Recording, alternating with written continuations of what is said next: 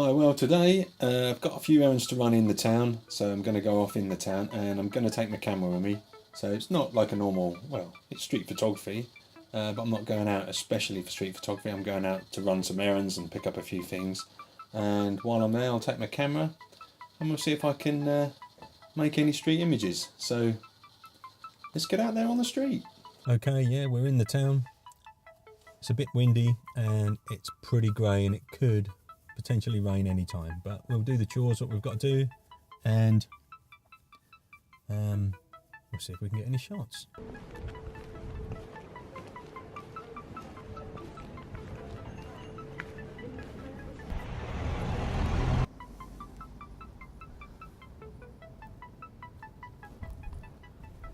I'm down this alleyway trying to get some shots, but really what I want is someone to come down here with an umbrella, which would be good. So we'll hang around and just wait and see if we can get it. Right, well, we're back from the town. I've done all the little jobs I had to get done and I managed to get 2, maybe 3 shots. So what we're going to do, we're going to take the card out of here, get it in the computer and see what we've got. So let's take a look at that. I've just put my card in, all the pictures came up, and then over here what I normally do is I custom text which the name what I want all the photos to be called, which is XPRO 2 local town, and it will leave the extension, so it'll leave the numbers so they all don't get mixed up. And then down here I've actually put it in a folder called street photos, which is here, and then I've added a subfolder. Click on this tab here and I've called that local town. So then local town adds in street photos, Lightroom will add a subfolder called local town, and then all these pictures will go in there, so that's where they'll go.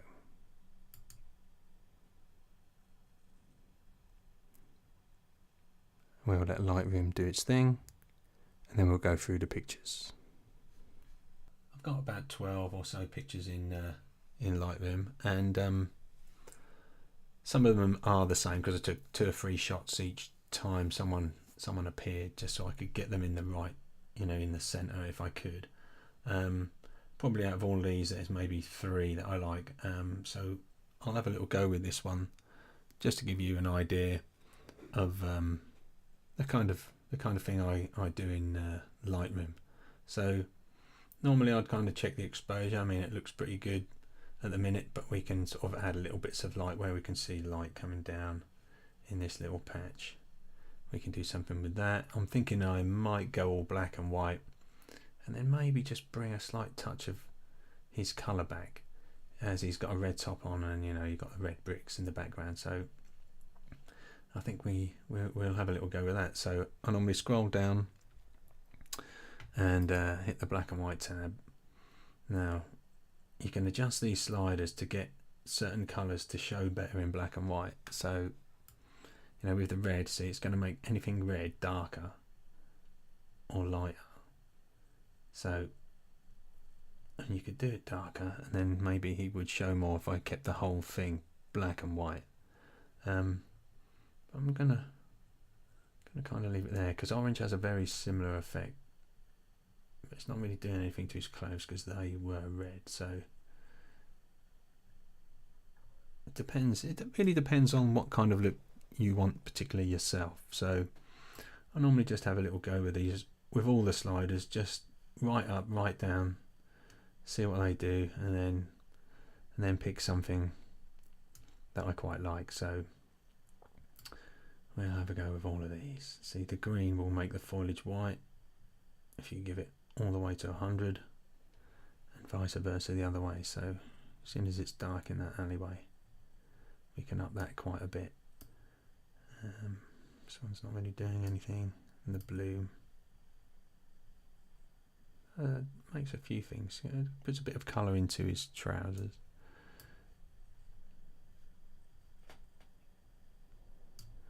So, and I always, normally, if I'm shooting black and white, I mean, sometimes if I'm just using the simulations in the camera, then maybe I won't. I'll just add like a little bit of a warm tone, but I normally do that to most images anyway, even if they're raw. So I always add 30 in here and about 3 on the saturation to give it a little slight warm tone into the black and white.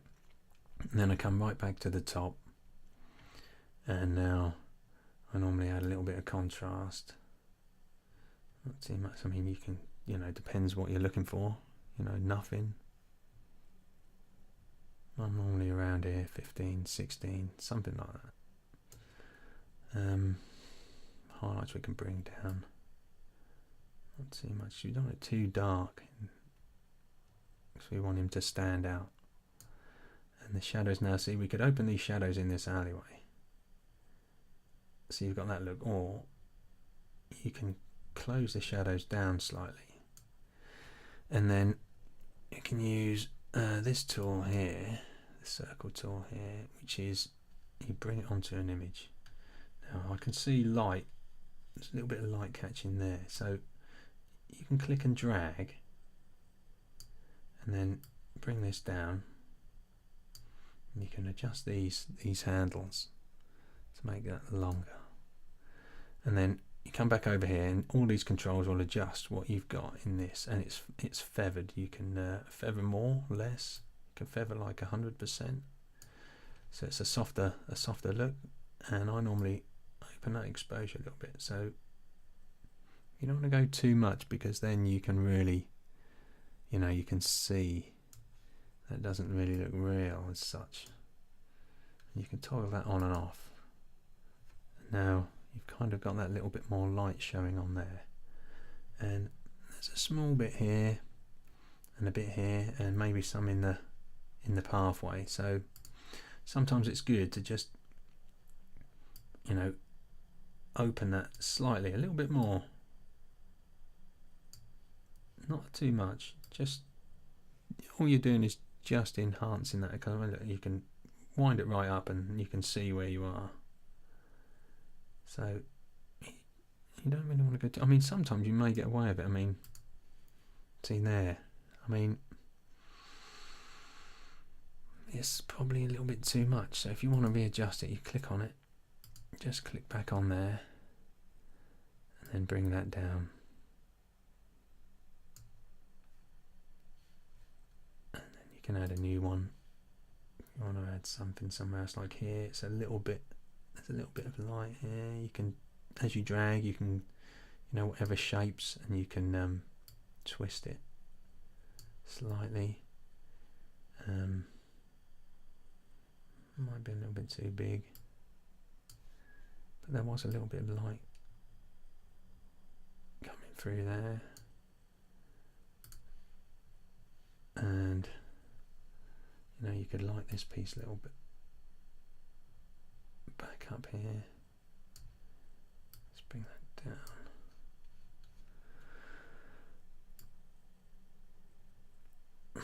Now, it is all taste in what you're actually looking for yourself. So it really is up to you how much you do and how much. I mean, see, now I probably would turn that off or write the back down, because it kind of draws your eye too much to this end of the alley, which is not really what you want. So we'll just go back down. Still quite dark, so I might even just darken it more so you don't really notice it. Do we want something on the pathway? You can have a little go and see. You can open a whole piece like this, make that a bit smaller, twist that slightly. And then I normally only just tinker with the exposure. I don't really put any sharpness or anything on this. I mean, I could just do some on the guy himself. We can have a little go and see, put a little.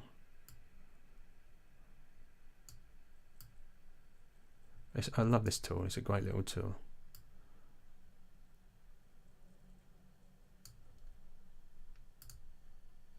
Just gives a little bit more light there. Now you can always bump this clarity up. I mean, you can go totally mad with that. Most of the time I would say I'm 15, 20, but you know, it depends. Every image is different. That's why I probably would never do like set. I mean, they have all the set stuff on here for like the Fuji stuff, the classic chrome, high vibrance and low contrast, all those. But you can guarantee every time, you can't just place one of those over and just walk away. Most of the time you're going to want to adjust something else slightly, because each photograph you take is different. So there's so many little different areas and different things. Now sharpening. Now is it sharpening? If you hold the option key and click on the mask, and then you drag this, now everything black won't get sharpened. Anything white will get, or you know, it'll mask the sharpening if it's black. So you know, you can just fiddle around with this and then add your sharpening. I'm normally around 50, 60. Never go too mad really. Some people, you might want to crank it up. I don't know how bad that will affect your image, but I'm normally down here somewhere. If you've shot in low light, this is a good tool to, if you've got some noise, you can take that out. There's also a grain feature on here. If you want to use that, you can, you know, wind the grain up, give it some grain. I don't know if you can see that on the screen.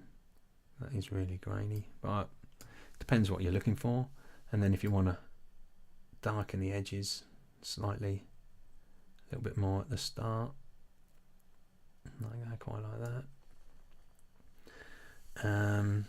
Yeah, it's not too bad. It's not too bad. So most of the time, this is what I do. Sometimes I will also up this a little bit, and you can see it makes a slight little difference. Sometimes just a little bit on here, but you know, that's quite bright down that end, so it's probably not a photo I'd really use that on. So that is virtually all I would do to this image. Sometimes I'll take it over to Photoshop. The quickest way to do that is if I'm on a Mac, so I don't know what it is on a PC, but you hold Command and just press the E key, and sooner or later it will go and open up into Photoshop if you have Photoshop. And there it comes. See, I don't know why the crop tool is on, but there, it opens up in Photoshop, and then you could create a new layer and do any other little extras to it.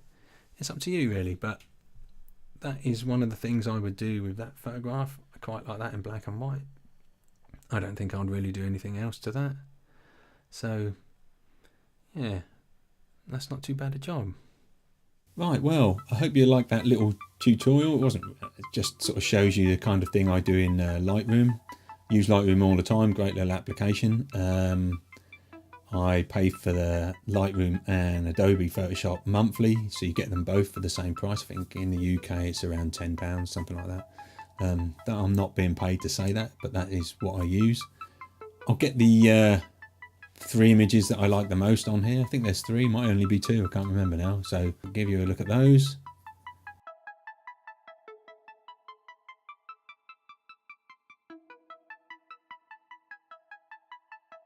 This old lady, I was just coming back from the post office, and I just see she had some really, you know, all colourful and that. So I thought, right, we'll get a colour shot of her. So that's that image there. Hope you like that one. Next weekend I'm off to the North Norfolk Railway. There's a big 1940s weekend going on. period costume, people all dressed up. I think there's live music and all sorts of stuff like that, with the trains running and everything as well. So I'm hoping to get some good pictures there, so I'm getting all geared up ready for that. I'm not sure when I'll get that one up online. So it's kind of street. I'm kind of taking photos there candidly of people, so hopefully I'll get some good shots of people in some period costume, World War II stuff. It's all mostly kind of all centered around that era, so hopefully that'll be quite good. So hope you like this little video with a tutorial and that on about Lightroom. If you want any more of those and any other kind of workflow things, you'll have to sort of put some comments down, and maybe I'll be able to do them. I don't know. That's the first one I've ever tried doing, so I might have to sort of work on the technique a little bit. But anyway, hope you liked it, and subscribe to the channel if you did. If you didn't, then I guess I'll never see you again. Never mind. But if you did, subscribe to the channel, hit the bell and get all the notifications every time I upload a video, and we'll see you next time. And remember, as usual, stay sharp out there, people.